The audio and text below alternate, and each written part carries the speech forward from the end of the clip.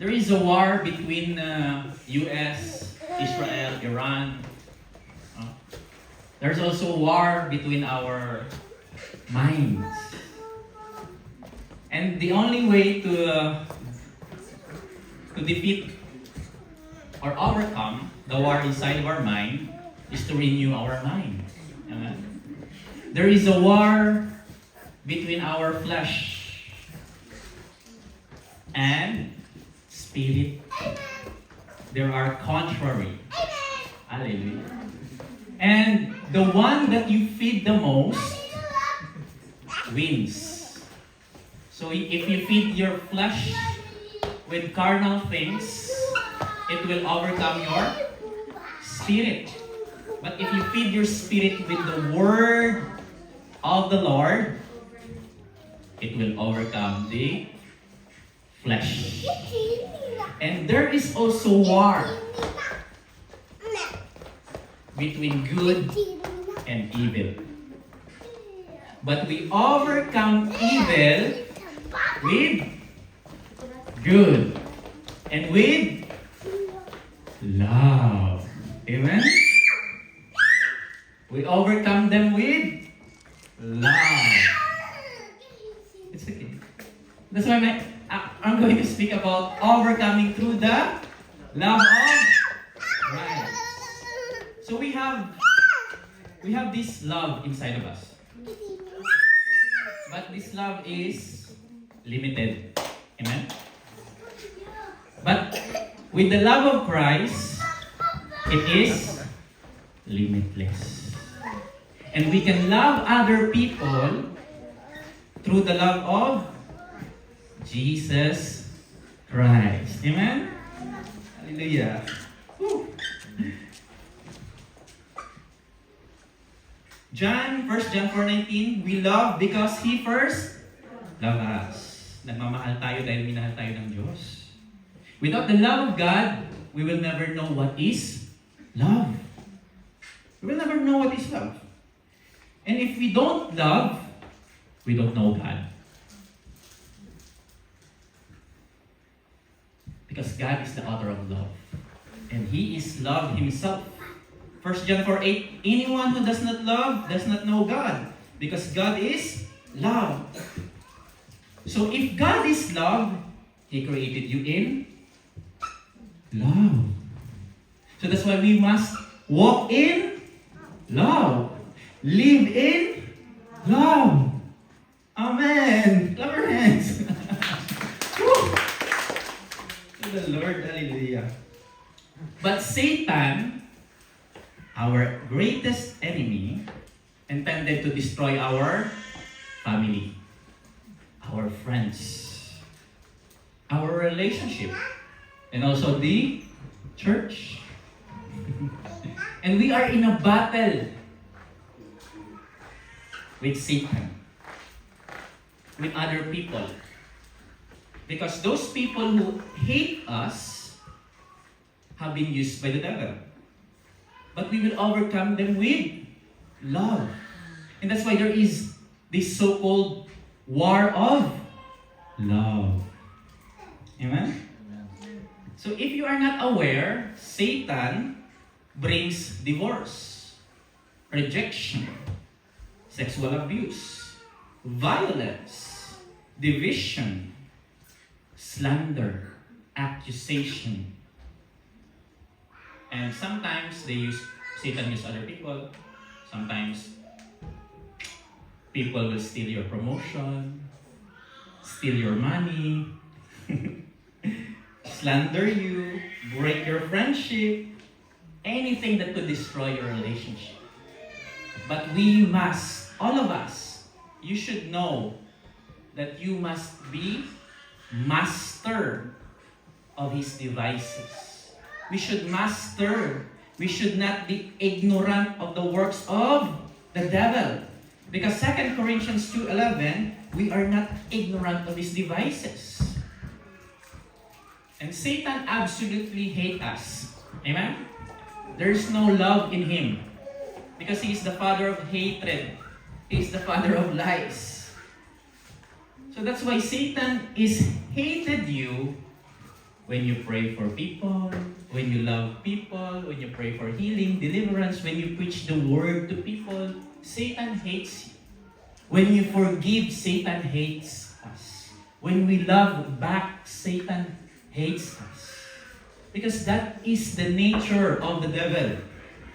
Very hateful. Amen? And how can we fully aware of this? Simple. By exposing your life to the Word of God. Because when we know the truth, we can detect the lies. When we know the truth, we will not be ignorant and deceived about the lies of the enemy. And if we know the truth, we will not be bondage of the things of Satan. Because the Bible says that you will know the truth, and the truth shall set you free. Amen? So if you have that truth, and that is Jesus, that is the Word of God, you are already free. Amen? And very important to know that people is not our enemy. Our enemy is the devil. And he causes affliction in our life. Ephesians 6:12, for we do not wrestle against flesh and blood, but against principalities, against powers, against rulers of the darkness of this age, against spiritual hosts of wickedness in the heavenly places. In short, our enemy is the demons, principalities, and Satan, not the person. Amen? And Satan wanted to afflict us with problems in our life so that we will respond, not in the spirit of love, but in the spirit of resentment, unforgiveness, bitterness, and hatred. Satan uses this thing to attack us so that we will not respond in love. We will respond in hatred. So don't be ignorant of these devices. I want to give you an example. When Satan attacks us through pain, through betrayal, sometimes we who receive the pain will remember the pain. Amen? You will remember the pain. How do you not notice that when someone caused sin against you, what you remember is all the bad things that they did to you? You will never remember the good things that they did to you because you are hurt. And it's part of your soul that you have been hurt. And you're trying to remember all the bad things that they did to you, and you started to speak bad things to them. And you started to pray that they will receive terrible things in their life. And you're going to ask company to others, having sympathized, oh, sinaktan niya ako. I've been hurt. He's not a good person. He's a bad person. It's very painful. I know that. And we start to curse them. We start to bad things going out of our mouth. But that is the tactics of the enemy. So that we will not respond on the spirit of love. Because this is what we're going to understand. If we enter into disappointment, bitterness, unforgiveness, resentment, and all of this, the devil is holding us. And he has a foothold to enter into our life. That's why you feel like, I'm not in peace. Suddenly you don't have good sleeping moment. Suddenly you feel like angry. Suddenly you feel like you're going to quit. Suddenly you feel like you're not loved by God. And when I encourage you, don't allow that. Because Satan wants us to not abide in the love of Christ. Satan wants us to separate from the love of God. Amen? But the scripture says that we will never be separated. Amen? So my question to you, will you submit, yield, surrender to the enemy of all the things he did to you? Give up, be bitter and say, God doesn't love me? Or will you surrender and overcome the devil with love? Amen? Tell your neighbor, overcome the devil with love. Overcome the Amen!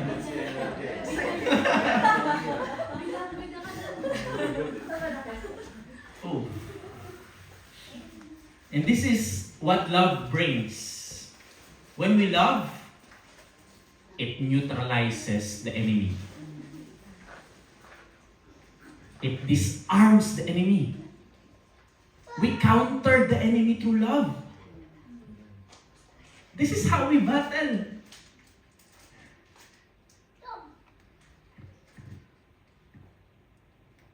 So then, don't let your feelings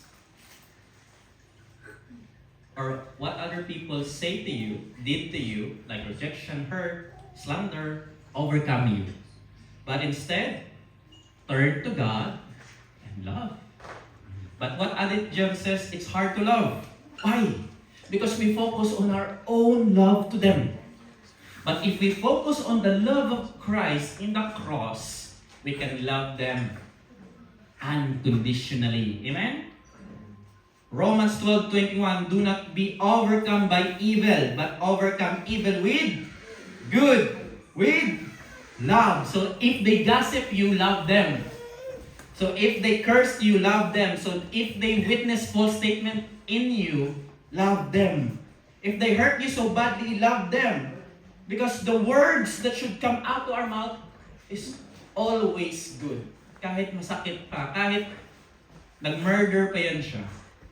Love, love, love. Bless them, pray for them, say good things to them, encourage them with the Word of God. Because 1 Corinthians 16:14 says, let all that you do be done in love. Amen? Even if you're hurt, love. Even if that is very painful to accept, love. Because we overcome it with love. And the enemy is very enticing because he wants us to react in unforgiveness, bitterness, and hatred. Because the enemy lives 2,000 years ago here. He studies us. He knows what your attitude, he knows... Here's it from my personal experience. The enemy will send lust to people. So you're just working. Think you're just working bow in lips. Okay, you're working.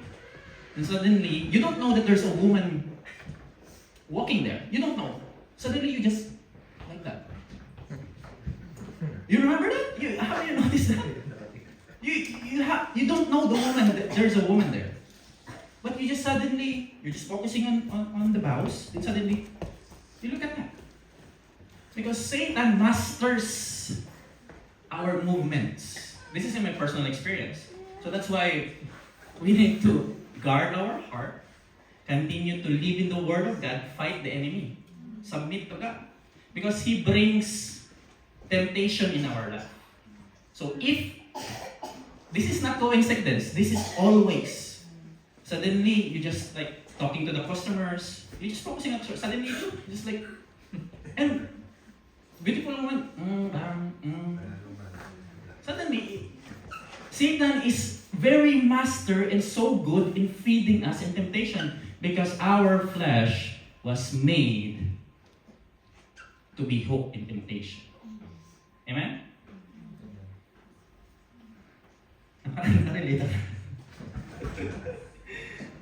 But Jesus says in the cross, so if someone hurt us, caused pain in us, remember the love of God in the cross. Because Jesus in the cross says, Father, forgive them for they don't know what they are doing. So these people who hurt us, they don't know what they are doing. And even if they do what they are doing on the flesh, not in love. So how can you fight a person that is blindfold, or doesn't know the truth, or doesn't know the love of God? How can you fight them? Mahirap, diba? It's so hard to fight people that are blind because they don't see the truth. But if you fight with love, you overcome the devil. When you fight with love. This is what I learned about in my life. Here in ministry, if people gossip me, destroy my name and reputation, I don't care. I will focus in love. I will focus in the Lord. Amen? Focus in Him. Love. Huh? God wants to pour out His love to us by the Holy Spirit. Don't you know that the love of God is in you? You're carrying the Holy Spirit. So, the divine love that you carry, every time you go to work, buses, or whatever places it is, you're carrying that love. Amen? Say to your neighbor, you're carrying the love of God. Because the Holy Spirit is in you. Romans 5:5. And hope does not put us to shame because God's love has been poured out into our hearts through the Holy Spirit who was given unto us. So you already have that divine love in you. So it's not hard to love others because the love of God is in you. Amen? Amen. Haven't you noticed the first fruit in Galatians 5:22, the fruit of the Spirit is love? Because love is the very first place in everything we do in our life. Amen? So overcame evil with good. This is how we overcome with the love of Jesus. Amen? Whatever they do to you, good pa rin yung suklay mo. Good pa rin yung sasabihin mo. Love pa rin yung sasabihin mo. Amen? Number 2, abide, remain in the love of God. Abiding is following, dwelling. We must stay. Amen? We must put our residence on the love of God. We overcome when we abide, follow the commandments of God, and remain in His love. Because John 15:9-10, it says there, as the Father loved me, I also have loved you. Abide in my love. Abide means follow, stay, dwell. So how can we abide in the love of God? Verse 10 says, if you keep my commandments, you will abide in my love. Just I have kept my Father's commandments and abide in His love. So we can dwell in the love of God. We can dwell in the love and abide in the love of God when we obey what is the commandments of the Lord in our life. Amen? Amen. The Greek word for abide is meno. Can you pronounce? Meno. Means to continue to stay.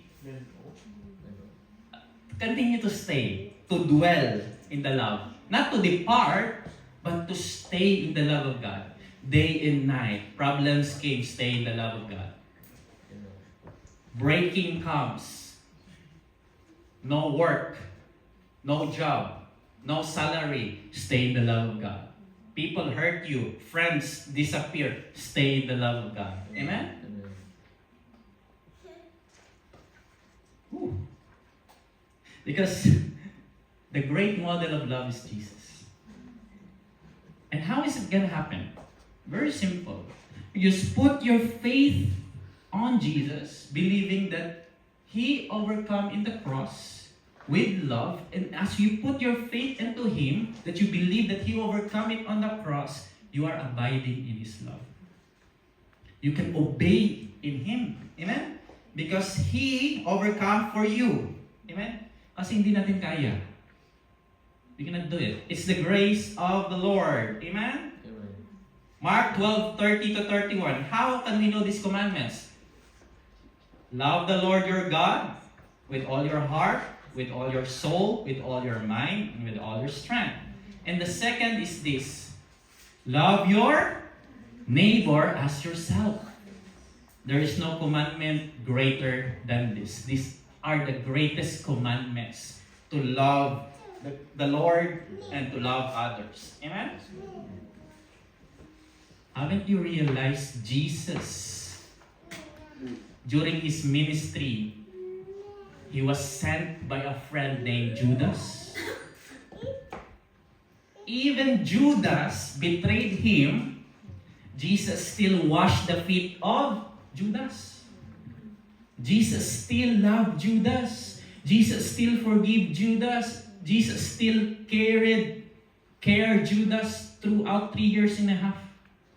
Even Judas betrayed him with how many silver? 30? Of course, Judas did not repent. He remorse. Because that is the will of God. But what about Peter? He denied Jesus 3 times.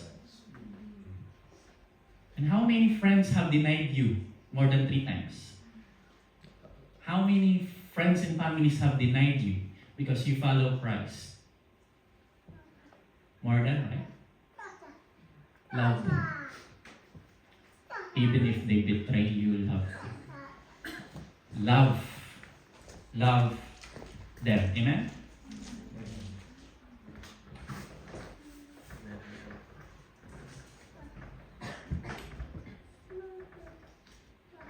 And God is saying to each one of you today, my son and my daughter, forgive them. Love them.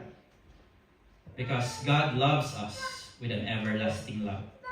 And it will never change. Praise God. And the love of God is agape.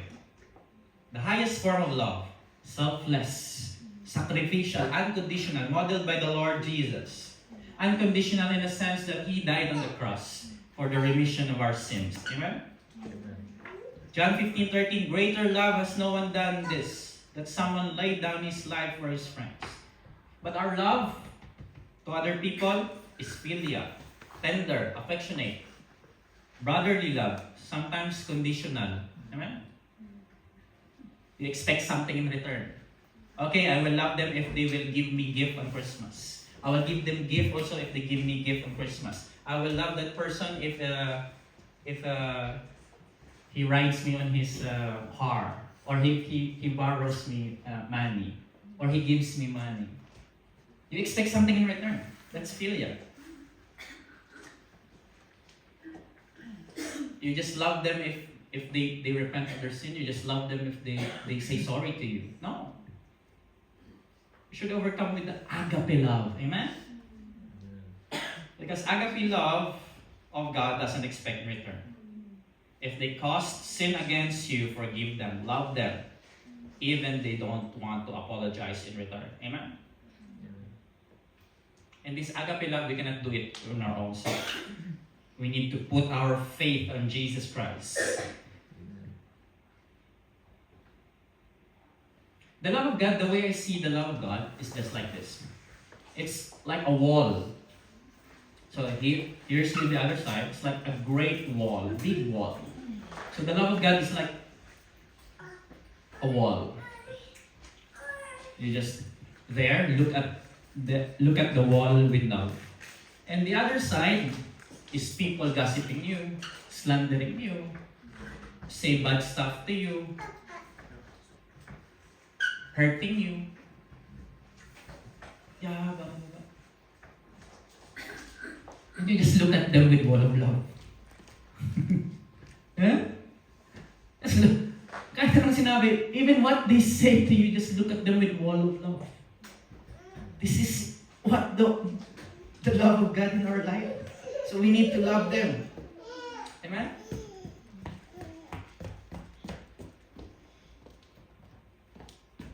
Luke 6:27-28. But to you who are willing to listen, I say love your enemies.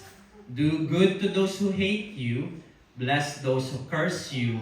And pray for those who hurt you. Are you praying for your enemies?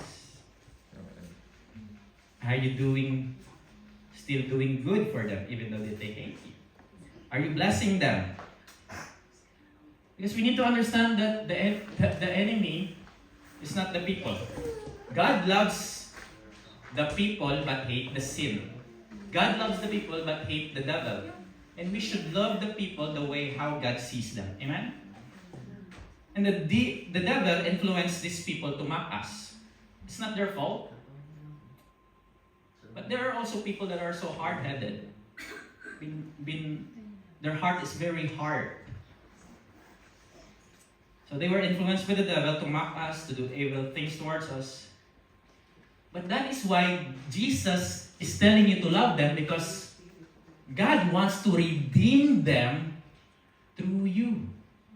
Have you ever noticed that God is teaching you to love so that they will be redeemed? Because they don't know the love of God. Amen?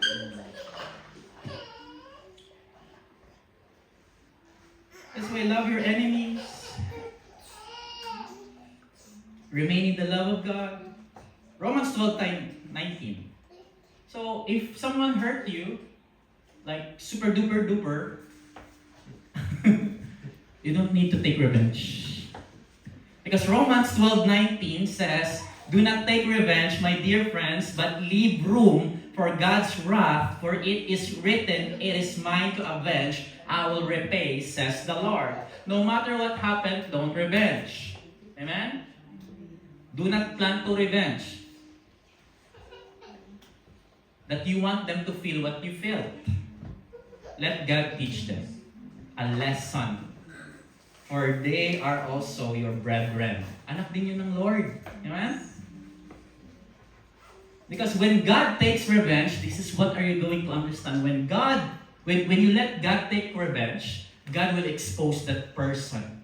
And God will put that person in a very down on the ground to humble them, to expose them, so that they will learn their lesson, so that repentance takes place, and there is a genuine change. Because if we push to do the work of God rather than God working through that person, we step over the will of God in your life.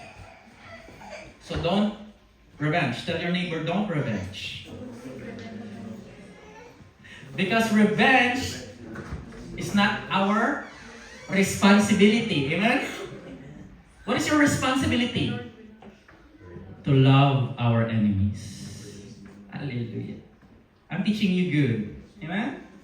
1 Peter 4:8. Above all, keep loving one another earnestly, since love covers a multitude of sins. No matter what they did to you, if they did 999,000 sin in your life, love them because love covers. Look at what God did when He sent Jesus. How many sin we committed every day? For me, I think 1 billion. But when God sent Jesus to die on the cross, He looks your sin and He wipes your sin as white as snow. 0 on your account. Amen? Because of love. Amen? And we should also walk in love every day. Amen? Not only on Sunday. Tomorrow, bangs na naman. Tuesday. It's so hypocrite that we praise the Lord here. Oh, blessed is the day. This is the day. Then Monday, you curse. Right? It's not loving. That's why you hear this, because God loves us. We should walk in the love of God every day to overcome the devil, because walking in love, with the love of God every day, is one way of overcoming the enemy, because you carry the love of God in you. This means that it's not impossible to love others 24/7. Amen? It's not possible. It's not impossible. It's possible to love them 24/7. Amen? Tell your neighbor, it's possible to love them 24/7. When you sleep, go to grocery, go to work, you meet your enemy on the Starbucks, don't. Okay, approach. Say good to them, love them. So if they slander you in front of you, just remember the love of God and think, this person, he doesn't know what she's doing. Amen? Because you're carrying the love of God. This means that you are a channel of the love of God wherever you go. Amen? When you go to work, you love. It's so good to love. Amen? Hallelujah. Ephesians 5:1-2. Follow God's example. Therefore, as dearly loved children and walk in the way of love, just as Christ loved us and gave himself up for us as a fragrant offering and sacrifice to God. So walk in the way of love. Look at Jesus. Jesus, on 2,000 years ago, he walked on Jerusalem, Gethsemane, in the Sea of Galilee. He looked people with love. He sit with sinners, look people with love. When he goes there, he speak love. He speak love in the truth, in righteousness. He forgive Mary Magdalene. Oh, it was Mary Magdalene who has casted seven demons that accused by adultery. He forgive. When Jesus walks, he walks with love. He look at people, oh, this people is suffering. I will share the word of God. I will share him the truth. I will heal him. So when Jesus walks in love, healing takes place. When Jesus walks in love, deliverance takes place. When Jesus walks in love, people get saved. They've been born again. Look at what Jesus says to the woman with the issue of blood. Daughter, he was being born again. Daughter, your sins are forgiven. When Jesus walks in love, forgiveness takes place. Miracles takes place. And the love of God is in you. So wherever you go, you walk in love. You pray for people. You encourage people. You bless people. That is how Jesus did it. Amen? Are you blessed? Amen. Because every miracle that Jesus done into our life, that is God saying, I love you.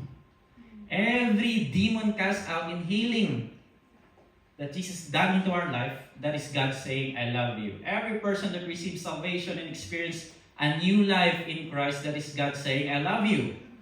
So tell your neighbor, you should walk in love.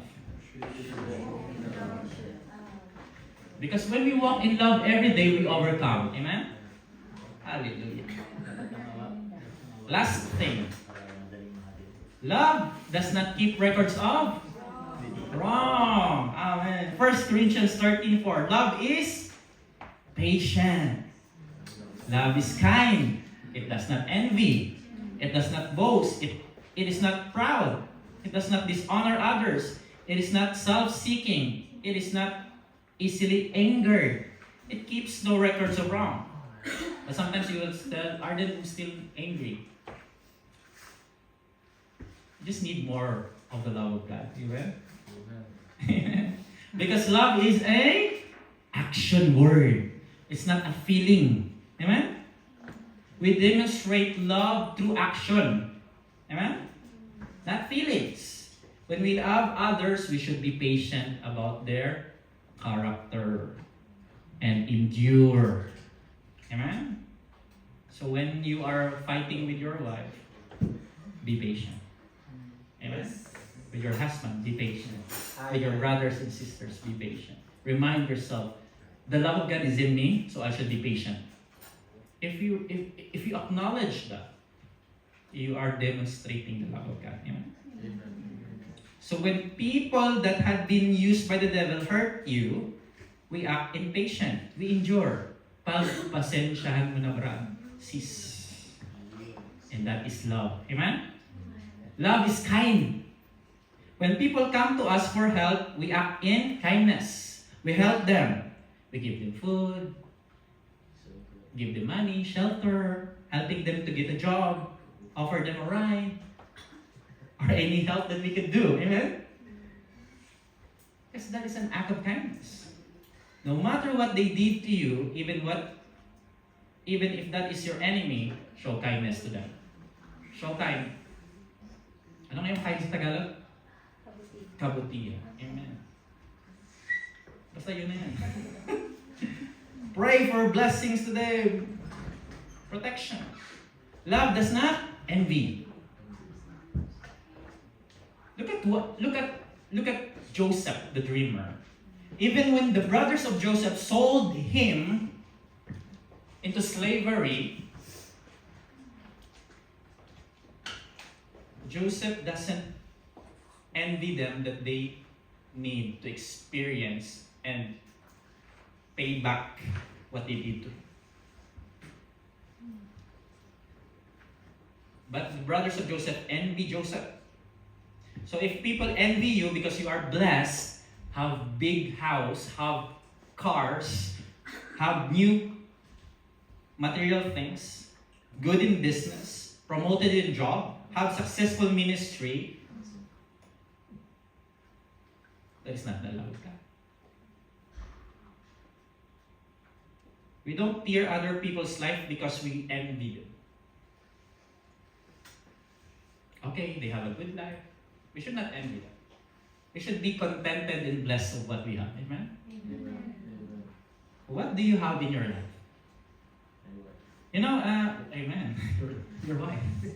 You know, yesterday in the crusade of Apostle Mark, many people have this prayer request.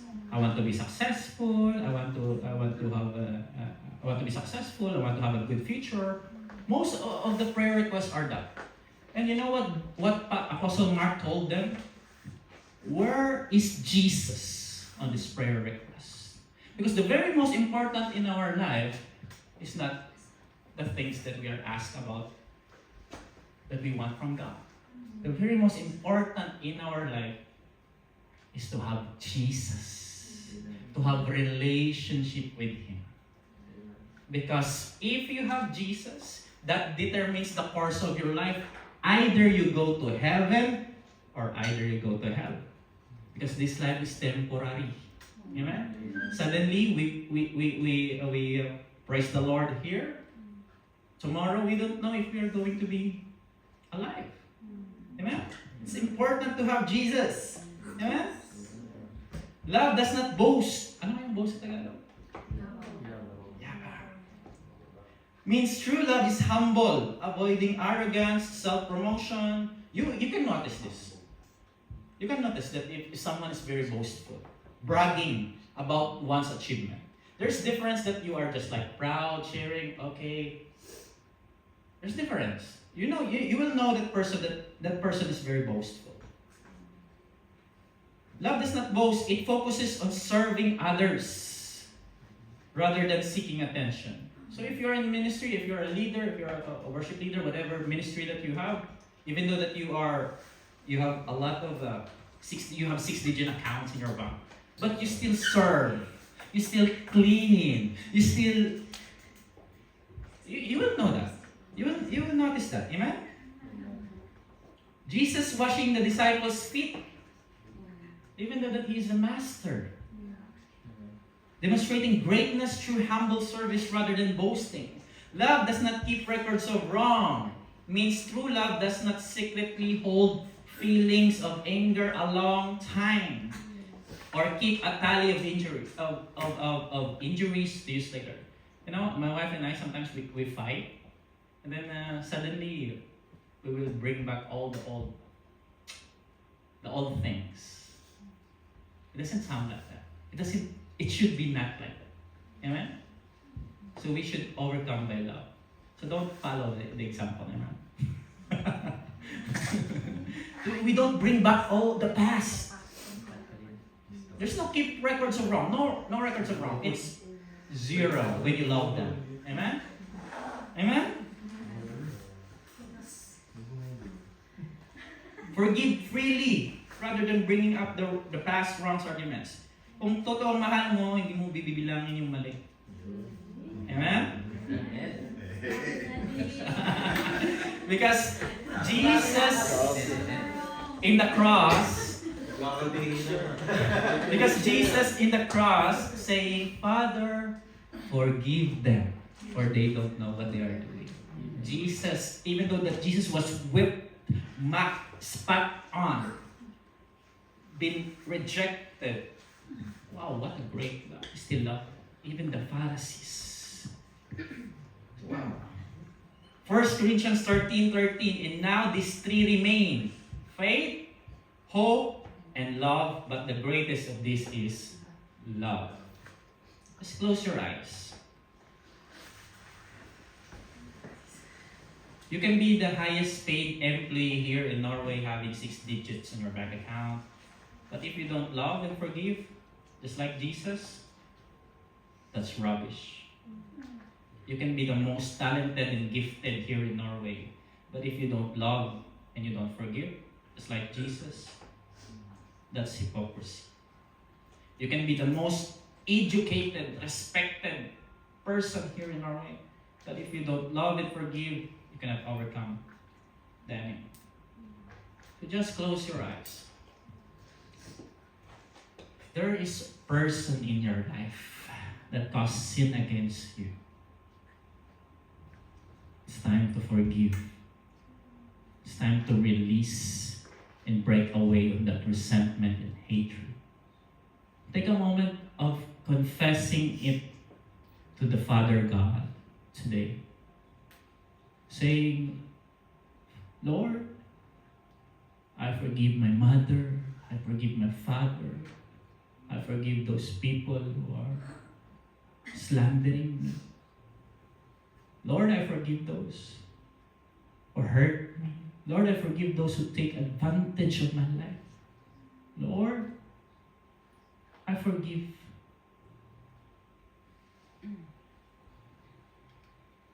And I will love them, Lord, the way you love me.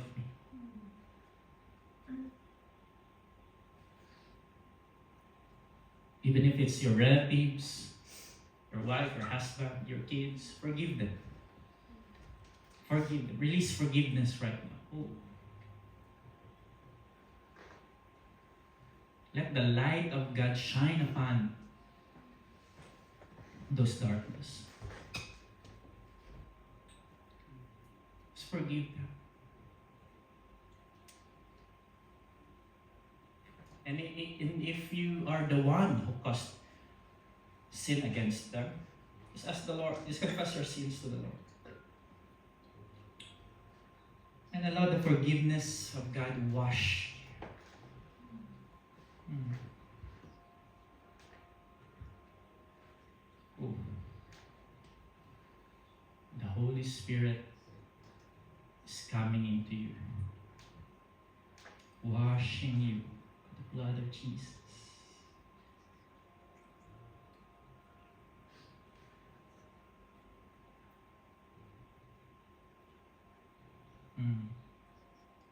I can see some of you here have these deep roots of unforgiveness.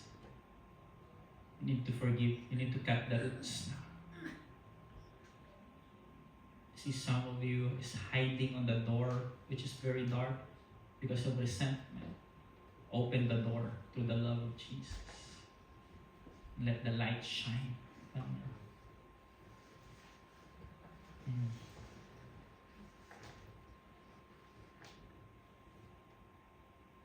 And as you forgive, you release the love of God. Jesus is purifying me.